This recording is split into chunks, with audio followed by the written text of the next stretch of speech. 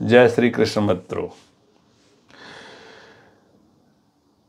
कल 7 जनवरी 2025 को पूज्यपाद संत श्री आसाराम बापू जी को 31 मार्च तक के लिए अंतरिम जमानत चिकित्सा कराने के लिए कुछ शर्तों के द्वारा माननीय उच्च न्यायालय द्वारा प्रदान की गई। ये बहुत अच्छा निर्णय माननीय जज द्वारा दिया गया। इसलिए कहते हैं कि हमारे देश में न्याय है। कहते हैं ना, देर है अंधेर नहीं। तो देर तो हुई, देर से ये न्याय तो मिला, लेकिन इसके कुछ प्रश्नों के ऊपर मैं ये वीडियो बना रहा हूँ। और पहली बार मैं संत आसाराम बापू जी के ये जेल जाना और जो सजा हुआ, इसके ऊपर ये मैं वीडियो बना रहा हूँ। हमारे देश की 95% जनता को ये मीडिया द्वारा इतना गुमराह किया गया संत आसाराम बापू जी के केस में कि 95% जनता आज भी उनका नाम लेने से कतराती है। इतना दुष्प्रभाव इतने बड़े लेवल पर किया गया कि जिसको देख करके पैरों तले जमीन खिसक जाती है। उस समय का याद कीजिए जब गिरफ्तार किया था, और गिरफ्तारी से पहले किस तरह से माहौल इन मीडियाओं ने बनाया था। लेकिन जो लोग इस केस से जुड़े हुए हैं और जिसका अध्ययन कर रहे हैं एक एक बात को, उनके एक एक बात का मालूम है कि किस तरह से आसाराम बापू जी को एक बहुत बड़े षड्यंत्र के तहत फंसाया गया है। ये सबका मानना है। इसमें आप इतने इत्तेफाक एक साथ नहीं हो सकते। इस केस पे मैं प्रभाव डालूंगा, और जो भी लोग इस केस को सुन करके ऐसे आश्चर्यचकित हो रहे होंगे कि आचार्य जी क्या कह रहे हैं, मैं बिल्कुल सत्य कह रहा हूं कि आप इस केस की तह तक जाएं, मेडिकल रिपोर्ट्स निकालें, FIR पढ़ें और जजमेंट पढ़ें और स्टेटमेंट पढ़ें। उससे क्लियर कट होगा कि ये एक तरफा केस किसी द्वारा किसी षड्यंत्र में फंसा करके इनको पूरा बर्बाद करने के लिए लाया गया है। इसके कारण हैं कि संत आसाराम बापू जी लगातार ईसाई मशीनरियों का विरोध करके धर्मांतरण को रोक रहे थे और आदिवासी इलाकों में बड़े पैमाने पर वो घर वापसी करा रहे थे। इससे ईसाई मशीनरियाँ बहुत व्यथित थी और किसी भी तरह से इनके लिए षड्यंत्र का प्लान बहुत पिछले समय से चल रहा था, जिसमें आसाराम जी के आश्रम में कुछ मर्डर के केस लगाए गए, बहुत सारी चीज़ें लगी। उन सब में क्लीन चिट मिलने के बाद फिर ये प्लांट किया गया कि ये लड़की द्वारा ये बलात्कार का केस, फिर वो लड़की ने वहाँ बताया, फिर वो अपने गांव गई, गांव से फिर दिल्ली गई, दिल्ली में 2 बजे FIR हुई। FIR में कोई भी रेप की पुष्टि नहीं, मेडिकल रिपोर्ट सारा क्लियर कट केस था। उसके बाद भी ये केस चला और उनको आजीवन कारावास किया। उनको ही नहीं, उनका पुत्र, उनकी पुत्री, उनकी धर्मपत्नी, सबको गिरफ्तार किया गया। कितना बड़ा षड्यंत्र। इस संदर्भ में आप माननीय कीर्ति आहूजा का एनालिसिस अहमदाबाद केस के लिखें, आपको सब कुछ दूध का दूध पानी का पानी हो जाएगा। अहमदाबाद केस में 2 लड़कियों ने कोई 12 साल पहले का केस लगाया कि हमारे साथ बलात्कार हुआ था। उसमें एक प्रावधान है कि इतना डिले होगा तो उसको एक उचित आधार देने के बाद ही ऐसे केस एक्सेप्ट किए जाते हैं। तो उसमें ये जो डिले का एग्जेम्पशन किसी एक बहुत बड़े सॉलिड प्रूफ के आधार पर होता है, लेकिन वहाँ के माननीय जज साहब ने यह कह करके उस डिले को एग्जेम्प्ट किया कि संत आसाराम बापू जी एक बहुत बड़े इन्फ्लुएंसर व्यक्ति हैं, इसलिए जो 12 साल बाद जो ये FIR की गई है, इसकी देरी का जो एग्जेम्प्ट हम कर देते हैं। इसमें माननीय कीर्ति आहूजा ने उस एनालिसिस में कहा था कि कभी भी न्याय ये नहीं कहता कोई व्यक्ति इन्फ्लुएंसर है, बड़ा है, नेता है, इस कारण से न्याय की प्रक्रिया में इधर उधर हो जाए। न्याय सबके लिए बराबर होता है। और उन्होंने वहाँ पर ये कहा कि अगर इस तरह से कोई बड़ा आदमी है और इस कारण से 12 साल डिले के उसको एग्जेम्पशन दिया जाता है, तो कल फिर ये परंपरा शुरू हो जाएगी कि कोई भी लड़की इसका दुरुपयोग करने के लिए किसी भी बड़े आदमी पर इल्ज़ाम लगाएगी 10, 12, 15 साल बाद, और फिर इस केस की मिसाल दी जाएगी कि संत आसाराम केस में, क्योंकि आसाराम बापू इन्फ्लुएंसर थे इसलिए उसको एग्जाम्प्ट दिया गया, तो इस केस में भी एग्जाम्प्ट करो। तो इसमें कोई भी नहीं बचेगा, कोई नेता, अभिनेता, तुम्हारे बड़े चीफ मिनिस्टर, प्राइम मिनिस्टर, सब पर कोई केस लगा सकता है 15 साल बाद। और इसका एग्जाम्पल दिया जाता है कि ये बड़े लोग हैं, इस वजह से इस डिले को एग्जाम्प्ट किया था।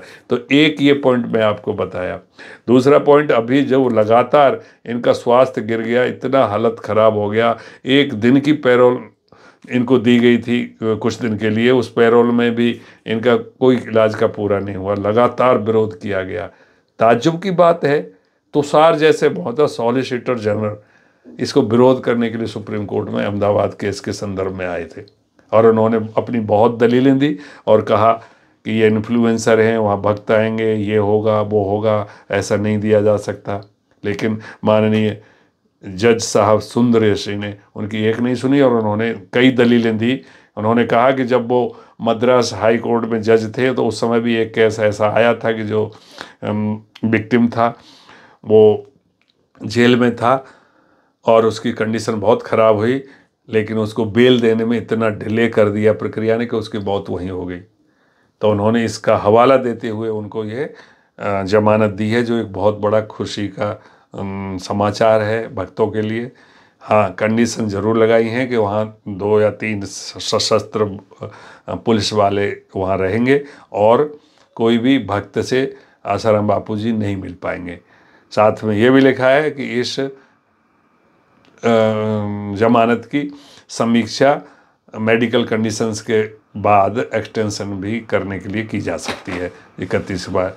तो ये जो इतने दिनों से आसाराम बापू जी के कुछ भक्तों में 2 फाड़ पड़ी हुई हैं, जिसमें ये कह रहे थे कि आश्रमबाजी ही बापू जी को बाहर नहीं निकालना चाहते हैं, बहुत दिनों से ये अभी भी चला हुआ है, तो उस पर भी इससे विराम लगेगा।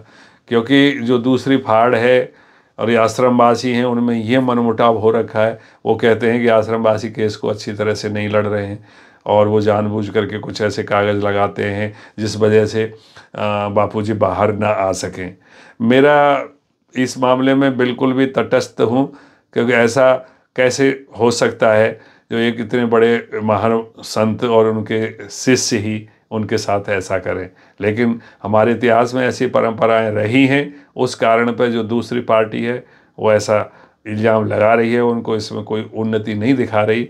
तो उन्होंने कुछ फैक्ट्स जांचे होंगे, इस पे उन्होंने लगाया होगा, लेकिन मैं इन दोनों से तटस्थ ही रहूँगा कि इसमें क्या सच्चाई है क्या नहीं है।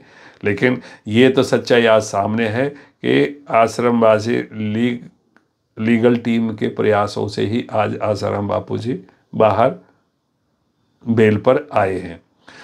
अब मैं बात करना चाहूँगा कि जो अभी मैंने वीडियो के शुरुआत में कहा था कि 95% जनता को जैसे आसाराम बापू जी का नाम लिया जाता है तो एकदम वही पिक्चर माइंड में घूम जाती है जो टीवी वालों ने बनाई थी। तो शायद आप सभी लोग इस वीडियो को देख रहे हैं, कृपया गूगल पर फैक्ट चेक करें।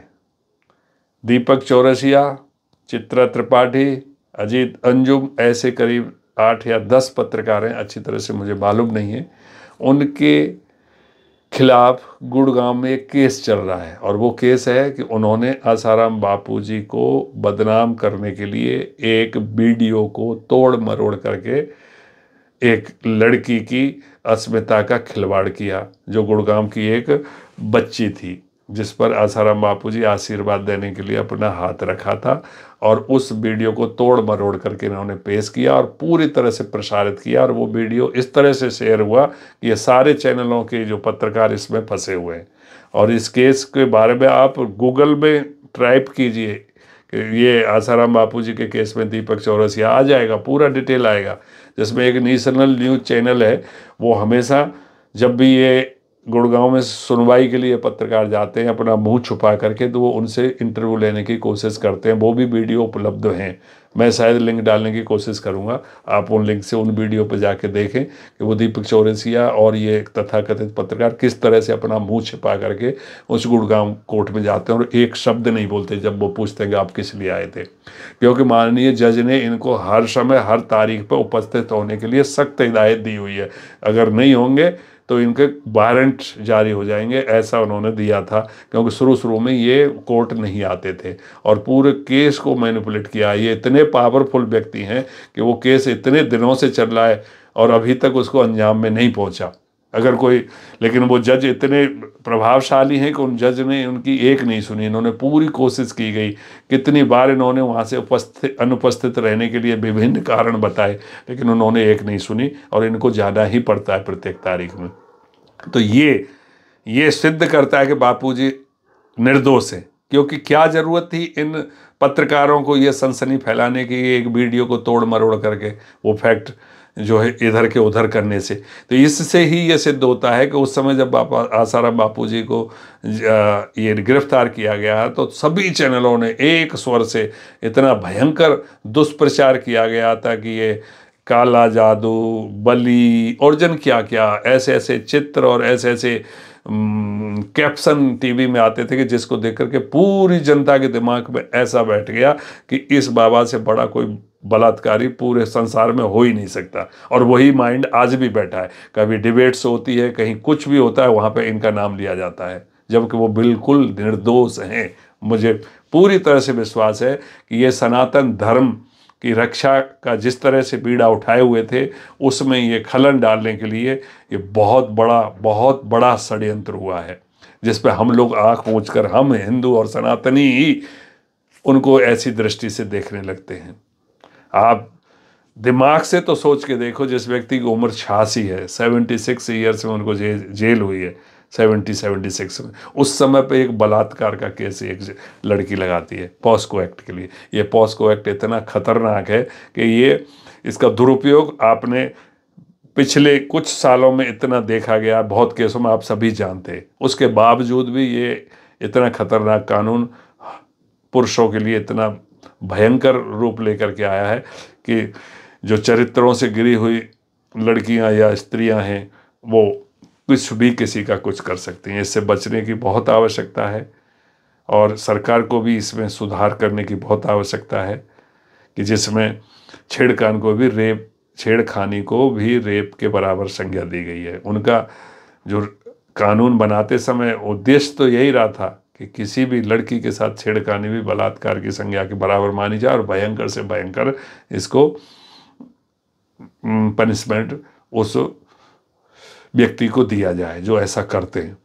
परंतु इसका दूसरा पहलू के लिए कोई सुरक्षा कानून में नहीं थी, जिसका उल्टा प्रभाव देखने को मिल गया। बहुत सारे केसों में ये केस इस तरह के हो रहे हैं और पॉस्को एक्ट का दुरुपयोग हो रहा है।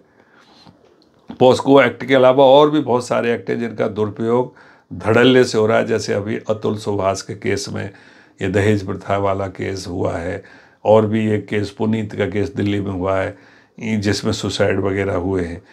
तो ये इन पर पुनर्व्यवस्था की आवश्यकता है कि अगर कोई व्यक्ति झूठे केस लगाता है और वो अगर व्यक्ति निर्दोष होता है तो ऑटोमेटिक उस कानून के अंदर ये प्रावधान होना चाहिए कि अगर किसी निर्दोष को कोशिश की गई है और सज़ा दिलाने के लिए, तो वो केस करने वाले उस व्यक्ति को आजीवन कारावास की सज़ा होने का सिस्टम होना चाहिए, ज़रूर होना चाहिए। तभी ये कानूनों का दुरुपयोग रुक सकेगा। कुछ भी हो, हालांकि न्याय मिला है आसाराम बापूजी को, लेकिन अभी हाई कोर्ट में उनकी अपील और वो कितना दिन चलेगी इसका कोई भरोसा नहीं है। न्याय तो तब होगा जब वो निर्दोष छूट करके जब वापस आएंगे, तब एक सनातन धर्म की रक्षा हो सकेगी। वीडियो को ज़्यादा लंबा ना करते हुए आप लोगों से आग्रह करता हूँ, कृपया मेरे वीडियो को लाइक, शेयर और सब्सक्राइब ज़रूर कर लें। जय श्री कृष्ण, जय भारत, वंदे मातरम।